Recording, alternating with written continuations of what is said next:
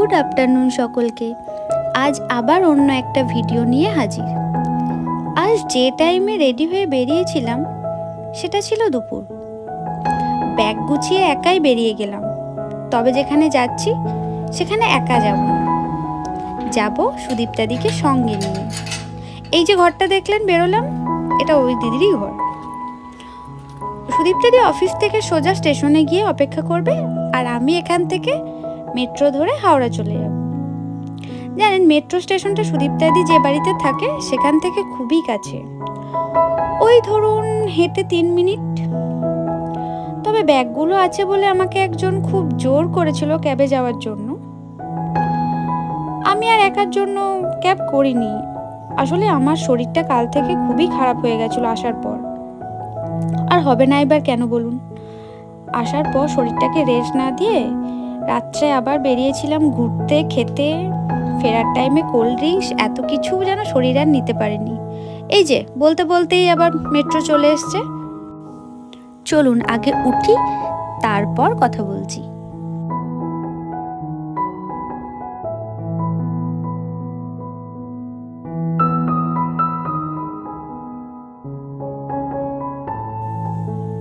এ বাবা, ওঠার পর দেখি বসার জায়গা নেই একটাও। এতক্ষণ পর্যন্ত সবটা ঠিকই ছিল, সমস্যা তো এবার শুরু। স্প্ল্যানেটে নেমে আবার মেট্রো চেঞ্জ, এখান থেকে হেঁটে ব্যাগ নিয়ে ওঠা নামা আর পেরে উঠছিলাম না। এখন মনে হচ্ছিল ওর কথা শুনে ক্যাবে যাওয়াই ঠিক ছিল। আসলে শরীরটা ঠিক থাকলে এত কিছু মনেই হতো না। কালকের কোল্ড ড্রিঙ্কসটা আমাদের খুবই এফেক্ট করেছে। সকালে একদম গলার আওয়াজ বেরোচ্ছিল না, আবার দুপুরেও জ্বর এসেছিল।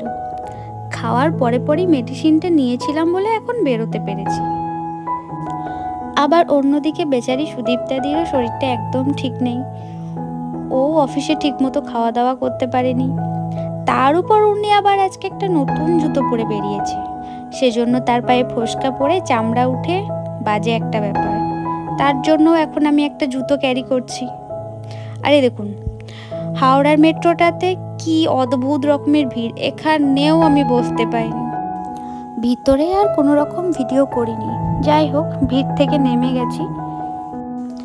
যাই হোক, আমি এবার হাওড়া স্টেশনে পৌঁছে গেছি।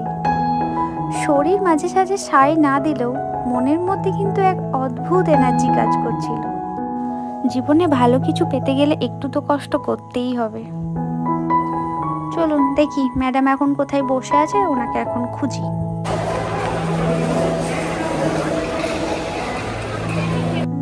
কিন্তু আমরা এত কিছুর মধ্যে দিয়ে কেন যাচ্ছি, কোথায় যাচ্ছি মনে হচ্ছে না। হ্যাঁ, সেটা জানতে হলে তো আমার সঙ্গে থেকে পুরো ভিডিওটা দেখতে হবে। চলুন তাহলে। এ বাবা, আমি তো খুঁজেই পাচ্ছি না। দেখি, দাঁড়ান। এই যে পেয়ে গেছি আপনার জুতো। এখান থেকে একটু কফি পেস্ট্রি খেয়ে তারপর আমরা ট্রেনে উঠব। আর এদিকেও বলে যাচ্ছে কাল রাত্রে আমি ঠান্ডায় এতবার নাকি নাক টেনেছি, ওর রাত্রে ঘুম হয়নি সেটার জন্য। তবে যাই হোক, কফিটা খেয়ে একটু ফ্রেশ লাগছিল। বা আমরা কিন্তু ফুড প্লাজা থেকে খুব সুন্দর একটা টাইমে বেরিয়েছি। আমরাও যে এসছি, ট্রেনও ঢুকছে। এবার আমরা সামনের দিকে আস্তে আস্তে এগিয়ে যাই আর নিজেদের কোচটাকে খুঁজি। কিন্তু আপনাদেরকে আর বেশিক্ষণ সাসপেন্সে রাখবো না, কিছুটা অন্তত বলি। ট্রেন দেখে তো বুঝতেই পারছেন আশা করি, নিউ দিল্লি রাজধানী এক্সপ্রেস। না না, আমরা কিন্তু দিল্লি যাচ্ছি না, আমরা ধানবাদেই নেমে যাব। আর ব্যাগগুলো আমরা আগেই ভিতরে রেখে এসেছি, সেকেন্ড টাইম এই ক্লিপটা না। ওকে,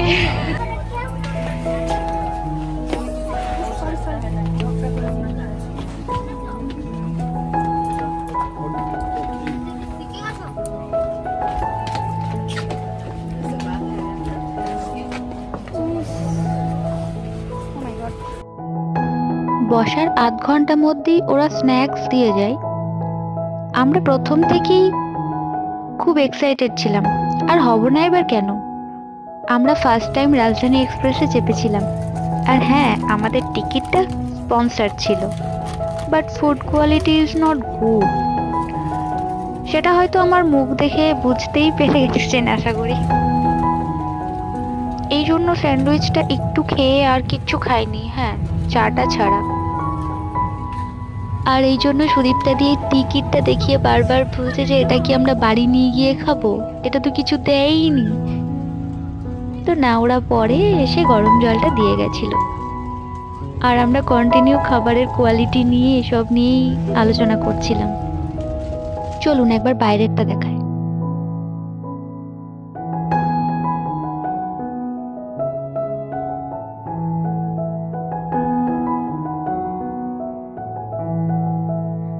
এই যে গরম জলটা আমাদের অনেক পরে দিয়ে গেছিল চাটা খাওয়ার জন্য। খাবে তুমি চা? আর এদিকে সুদীপ্তাদি গায়ে চাদর জড়িয়ে নিয়েছে ঠান্ডা লাগছিল বলে, যেটা আমার লাগার কথা ছিল, কিন্তু আমাদের টাইমও হয়ে এসছে নামার এবার। এই যে, আর স্টেশনে আমাদেরকে স্যার নিতে চলে এসেছিল। আমাদেরকে উনি একটা কথাই বললেন যে রুমে নিয়ে যাওয়ার আগে ভেন্যুটা ঘুরে তারপর রুমে যাব। তো চলুন, এবার সবটা তো বলতেই হবে। হ্যাঁ, আগেও আমি অনেকবার ধানবাদ এসেছি, কিন্তু প্রত্যেকবারই ডান্সের কম্পিটিশনে পার্টিসিপেট হই, কিন্তু এবারে আর পার্টিসিপেট হয়ে না, এবারে একটু অন্যরকম ভাবে। এই যে আগেও বললাম একটু আগে যে আমাদের ট্রেনের টিকিটটা পুরোটা পঞ্চায়েত ছিল, আর দেখলেন তো নেমেও স্যার নিজে একদম ওয়েলকাম করতে চলে এসছে। এ এক অন্যরকম অনুভূতি আমার কাছে। আর গাড়ির মধ্যে স্যার আর সুদীপ্তাদি মিলে নিজেদের লাইফস্টাইল নিয়ে বকবক করতে শুরু করে দিয়েছে। তো এখন আর কথা বলে বেশি লাভ নেই, চলুন হলে গিয়ে পৌঁছাই, তারপর আপনাদেরকে সবাইকে হলটা দেখাই। আমার তো হলটা চেনাই। ও হ্যাঁ, আপনাদের হলটা চেনা, কারণ গত বছর আমি যখন এখানে এসেছিলাম আমি তখনকার একটা ভিডিও কিন্তু পোস্ট করেছি আমার চ্যানেলে, আশা করি আপনারা দেখে থাকবেন। আর এই তো কোল ইন্ডিয়ার মধ্যে দিয়ে বেরোলাম, আর এই যে আদ্যাকালী মন্দির, স্যারটা এক্ষুনি বললেন খুবই জাগ্রত। আর আমরা এবার পৌঁছে গেছি, চলুন ভিতরটা গিয়ে দেখি।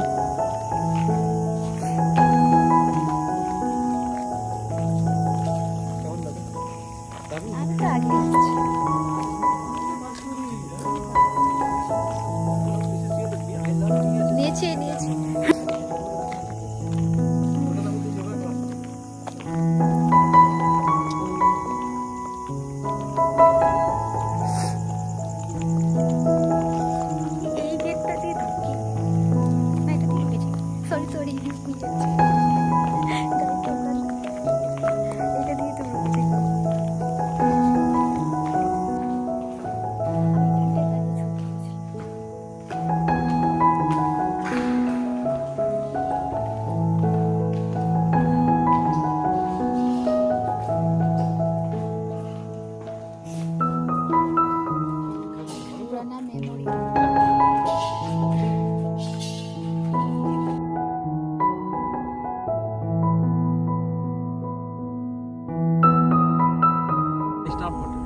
আর এই দেখছেন ডেস্টিনি, আমরা কিন্তু পৌঁছে গেছি। এখানেই আমাদের রুম বুক ছিল, এটাও কিন্তু প্রোভাইড ছিল।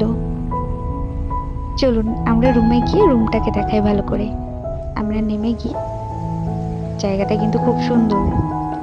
অ্যাকচুয়ালি এখানে অনেক বিয়ে টিয়েও হয়, ওই জন্য সেভাবেই সাজানো।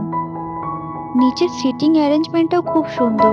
দেখি এবার রুমটা কেমন হয়। খুব বাজে অবস্থা আমাদের, আর উঠতে পারছি না। এই দেখুন কি বিধ্বস্ত অবস্থা। এবার একটু ফ্রেশ হয়ে ডিনারটা কমপ্লিট করি। আর হ্যাঁ, রুমটা আমাদের খুবই সুন্দর ছিল, বাট সেদিন রাত্রে এতটাই টায়ার্ড ছিলাম যার জন্য আর ভিডিও করা হয়নি। আজ তাহলে এখানেই বিদায় জানাই, দেখা হবে পরের একটা ব্লগে। Good night, tata, bye bye.